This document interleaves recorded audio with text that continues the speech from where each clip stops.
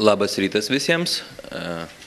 Norėčiau, kad galėtumėm jau pradėti antrąją konferencijos Vieninga Europa, vieninga istorija.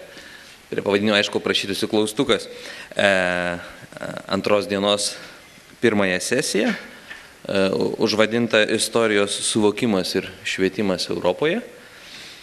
Turime nemažai kalbėtojų.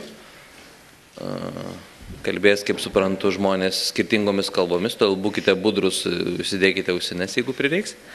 Dar yra iš organizatorių tokia informacija, kad norintiems, jeigu ištrokšite, ten yra išėjus koridoriuje vandens galima gauti.